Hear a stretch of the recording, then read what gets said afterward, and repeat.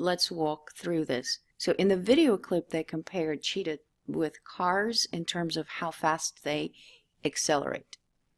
And they said that cheetah can go up to 75 in 3 strides. But they also started comparing cheetah to cars, and cars are usually graded in how fast they reach from 0 to 60. And what they mean by 60 is 60 miles per hour. So from 0 to 60. And this 0 is called the initial speed, which is 0.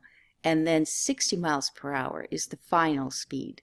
So what we started from and what we reach, initial and final. And if we find the difference between final and initial, we find change. And in science, we use this Greek letter theta or delta to indicate that something has changed. So speed changed and time change in terms of passing. So some seconds passed. So they tell you from 0 to 60 in 3 seconds. To find acceleration, in other words, how fast the change happened, delta V over delta T, the change in speed in a certain amount of time. I cannot go straight from 60 minus 0 over 3 because 60 is in miles per hour. In miles per hour and then divided by seconds, that's going to be some concoction that is not really a scientific term.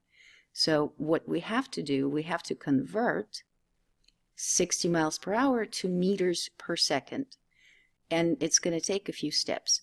The first thing we need to do, we need to convert miles to meters. We know that 1 mile is 1.6 kilometers. So 60 miles would be 1.6 for each mile times 60. That will be 96. And since we did 60 miles per hour, we just turned 60 miles to kilometers. So now the speed that we have is 96 kilometers an hour. Now the next step is 1,000 meters is 1 kilometer.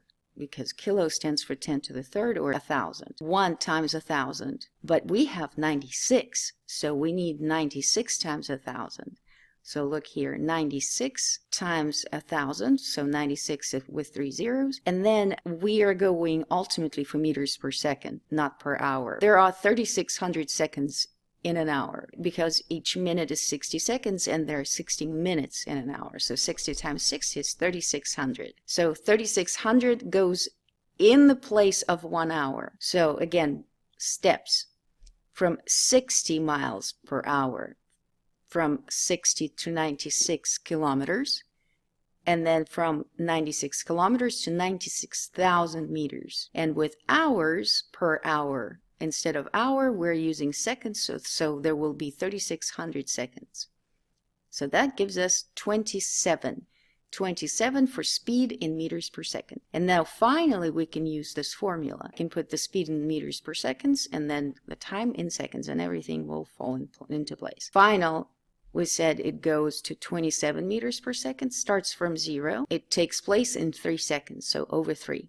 27 minus 0 over 3 is 9. If we think of what we did in terms of units, we took speed in meters per second and we divided it by time in seconds.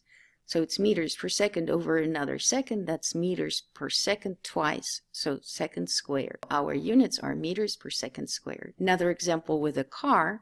This car, one of Tesla's, is supposed to reach from 0 to 60 in 1.9 seconds.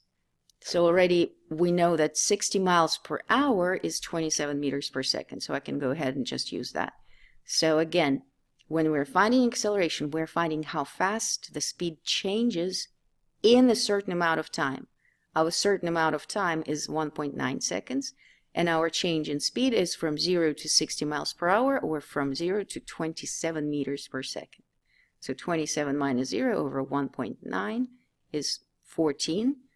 And again, we found acceleration, so 14 meters per second squared. Now, how do we deal with graphs? So here we're seeing how meters per second, which is speed, are changing as the time goes by, and the time is in seconds. This first part of the graph is kind of made of several sections, and I'm looking at the first section.